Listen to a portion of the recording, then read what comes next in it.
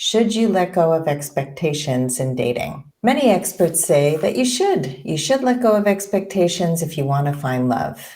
And I disagree, but it's a little nuanced. So I want to share the two types of expectations that come up in dating and in life in general, and a few ways that you can manage those expectations so you don't get disappointed or hurt. There are two types of expectations. The first one is expectations of others, and the second is expectations that people place on you. And the other thing that's important is the distinction between standards and expectations. I believe in standards. Our standards signify what we believe in, our core values. And it's important to identify those standards and expect those standards to be met in relationships. Because in a healthy relationship, both partners know what their standards are and they communicate them and set boundaries to protect them. And if you don't communicate your standards, then that's where people come in with expectations and then they get disappointed. So let's talk about the difference between having agreed upon standards and expectations. What's an expectation? An expectation is not an agreement between two people. It's a belief that a certain outcome or event is going to happen. It's your belief. And it's conjecture about what the future might hold based upon our strongly held assumptions. And you all know what assumptions are, right? They make an ass of you and me because we, again, are not communicating what it is that's important to us. So knowing how to avoid expectations is a skill. It's a life skill, and it's going to serve you well in all parts of life. When you begin to recognize the difference between your standards and your expectations, you'll be surprised at how often they surface throughout your day. Once we understand our expectations are nothing more than our best guesses that are built into a belief about someone or something, we can begin to manage them. These best guesses are based on our deeply held opinions mixed with a big dash of hope, but it doesn't have to be that way. So I'm going to share 3 ways to manage your expectations. This is the first type of expectations. Number 1, never assume. When in doubt, get curious, ask for clarity, ask what the other person needs or wants instead of assuming or making up something. For example, you might assume that the man you're dating wants to go out to eat after a long day of work. And he might just want to stay in and cuddle, watch something, take a walk. So save yourself from disappointment by asking and not assuming, having that expectation that he wants what you want. Number 2, removing expectations from all your relationships is both smart and kind. We often feel like it's not smart or kind, but it never feels good to be misunderstood. And that's why it's important to stop expecting people to be who you want them to be. Instead, we need to stay present and open to who the person in front of us is. And you'll have far fewer misunderstandings and disappointments if you stay open and curious. Number 3, stop comparing your life to others. When we compare ourselves to others, we usually fall short in some way. On top of the comparisons, we also have fantasies about our lives that's going to happen soon as all our ducks are in a row. For example, when I get that raise, I'm going to be happy.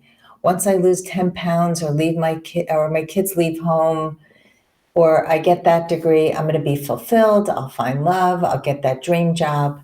But those dreams are really just expectations in disguise. They're expectations that we are going to have something as soon as something is met. And we're comparing our life to somebody else's. Don't mistake your expectations for goals. Goals are extremely important. As a life coach, I encourage people to set goals, but expectations just make people feel bad. They don't move your life forward. That's how we can manage our own expectations. It's a little harder to manage other people's expectations of us, but it is definitely doable, and it's worth investing your time and energy in being proactive in 3 key areas. So here are 3 ways to manage other people's expectations of us. Number 1, communicate. Communicate how you want others to treat you. Repeat yourself if you have to, and you probably will have to, because with many people, they're used to doing things a certain way or seeing you in a certain way.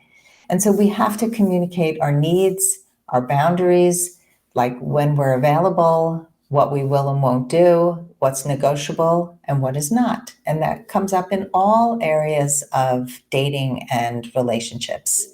In dating, if a man knows that you like to be on time and you tell him in advance of the date, I have done that many times, he'll probably make an effort to be on time because he knows it's important to you. If you both share what you need in advance of a vacation, such as downtime to recharge. I had a client who needed to go back to the room and read or do nothing in order to have energy for the rest of the day when she would go away with her boyfriend. But she never communicated that for, until she started working with me, and she would be exhausted and depleted. And so when he knew that she needed that downtime, he didn't take it personally. He also didn't have to see her be crabby. So when you do this, it brings everybody more ease, more joy. And number 2 is anticipate that there are going to be problems. It's healthy to anticipate and speak about the problems that are going to arise in dating and relationships so you can be prepared for whatever comes up. If you know that your go-to is to be really anxious and to start doubting that your partner is there for you, and you communicate your story in your head when it comes up, you can ensure that there'll be less big surprises. Things will go much better if you're with the right partner. And they will know how to support you. If you say, hey, when I get this way, all I need is a hug. Can you do that for me? So if you anticipate that you have certain ways, certain patterns, and you're working on them, then you can ask the person you're dating to help you with that. And number 3, know your partner's biases. If you know your romantic partner's core beliefs and where they stand on some hot button issues, it can help you have compassion for the differences that show up, which helps you to connect and communicate better with that person. I want you to show expectations who's boss. Understanding the role of expectations in your love life will help you begin to raise your consciousness about expectations so you recognize them when they show up and you can nip expectations in the bud. You'll feel empowered when you begin implementing the strategies that I've just shared with you for eliminating expectations of others and for minimizing others' expectations of you. Having this understanding is going to enable you to manage expectations so they don't manage you. Now it's your turn. In what ways have you seen unrealistic expectations hurt your relationships? Let me know, and I look forward to hearing from you.